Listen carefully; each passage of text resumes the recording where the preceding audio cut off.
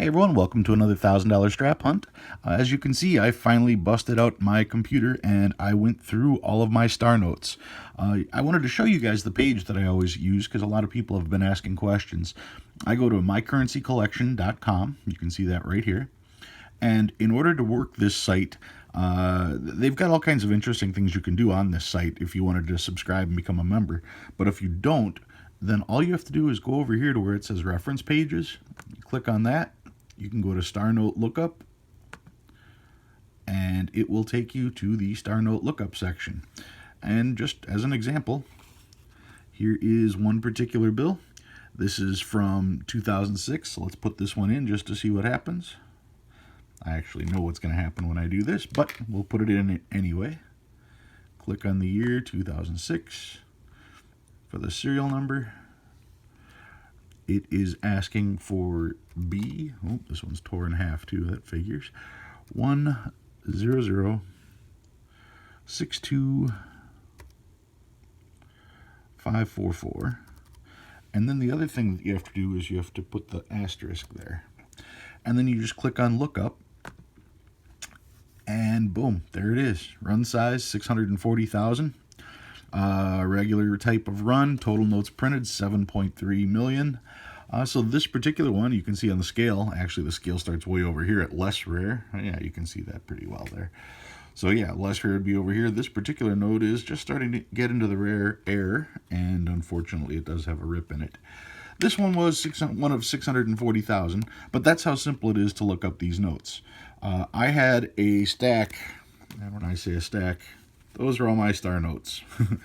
Rather than going through these one at a time, what I did was I went to where it said print run.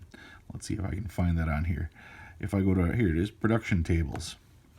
By clicking on production tables, I can just click on any year I like 2013 for instance, click on the $1 bills, and now it'll show me the production run, and it even highlights all of the rares for you. These are all 250,000.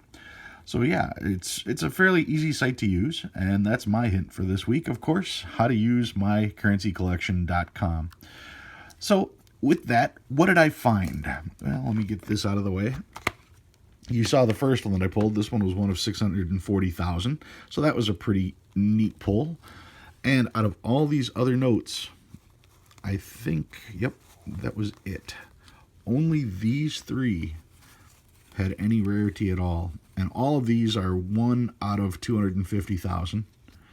And this one's in good shape. This one's okay as well. So 2 of the 3 were 1 out of 250,000. One of them was 1 out of 640,000. And the other, 150 or so notes. These all star notes, but all commons. Every single one of them a star note. Every single one of them, one of 3.2 million. So not a whole lot of good news there, but that's why I do it this way. When I get this many, I'm pretty much guaranteed to find something that's worth keeping. That's why I don't run my star notes every single week. All right. So speaking of this week, look what I got. Federal Reserve stack, Federal Reserve brick. It's much easier to get the bills out of here than it is to get them back in. I will tell you that much. That's my 1,000. Let's see what I found this week. Start off with some trinaries. This one is 5s, 7s, and 9s. Trinary here, 1s, 3s, and 8s.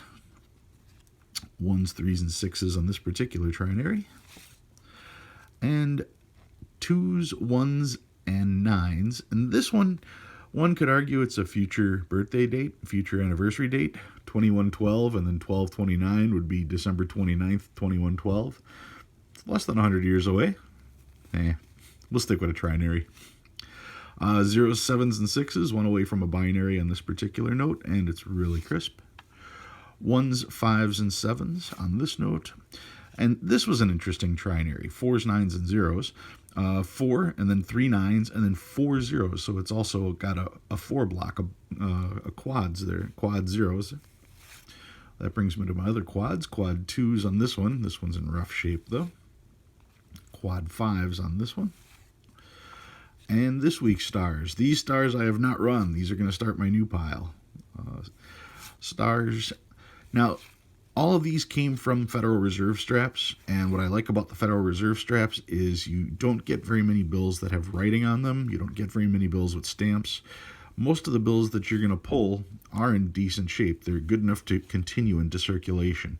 That's one of the nice things about getting stuff from the Federal Reserve. This one is a birthday note, or an anniversary note, from 1901. This would be July 26th, 1901. And then I got some of the older bills. This is 1999. This one's nice and crisp.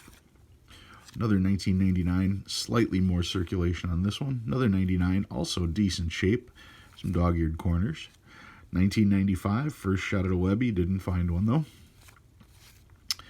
1995, this was neat because it goes all the way to X as far as the serial numbers go.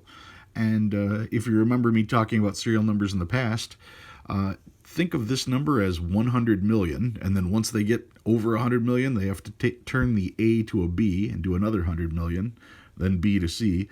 So this one they got all the way to X. Actually, they got as far as to Y, if I remember correctly. But yeah, finding an X note is something you don't see too often. I did find a 1988A, not a web note. Dog-eared corner, I gotta unfold that if I'm gonna put this one away. And another 88A. This one's got a hard crease down the middle, but other than that, it's okay. And then this was the coolest note I found this week. Check that out. It has 6 ones. It's almost a radar number. If that was a 4 to start with or a 5 to end with, that would have been a beautiful bookend note. 5, 111, 111, 4. That's just, to pull one of these from circulation like this, that is just great. So I've had 2 weeks in a row now where I've pulled some really outstanding notes. Last week I had a 7 of a kind, this week a 6 of a kind, and almost a binary on this one as well.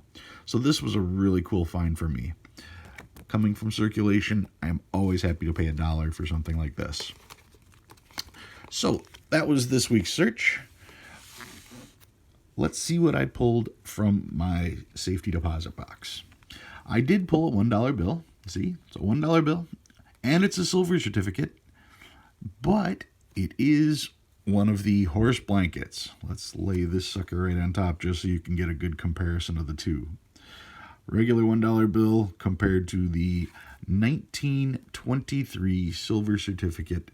One of the horse blanket notes, one of the giant bills, one of the few bills printed this size in the 20th century. I can zoom in right here and you can see series of 1923. It is a silver certificate, $1 silver dollar payable to the bearer on demand. Silver certificate right there across the top. And of course, because it has the blue, we know instantly that it is a silver certificate. Silver certificates always use the blue ink for the Federal Reserve seal. And the back of this note is also kind of interesting. It looks similar to a funny back, but not exactly. It's not in the best of shape. You know, it's got some hard creases in it. Somebody definitely had this in their pocket.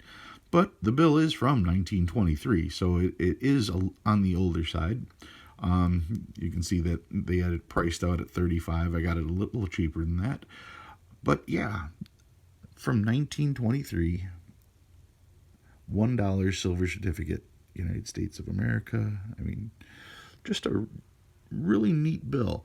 It's so close to what we have nowadays that it almost just seems unusual for being oversized. It looks like fake money because it is so close. And check out that serial number, by the way. This one is an alternator. You've got 18, 16, 10, 14. So just another reason why I wanted to pick up this one. It has an interesting serial number. It's one of the few bills in my collection that I didn't have.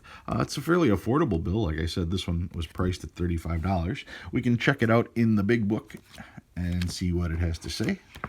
I've got it right here. That's the bill. This one's prettier than mine, of course. I checked all the stuff on mine. Mine is number 238 with the signature of Woods and White. It's not a star note.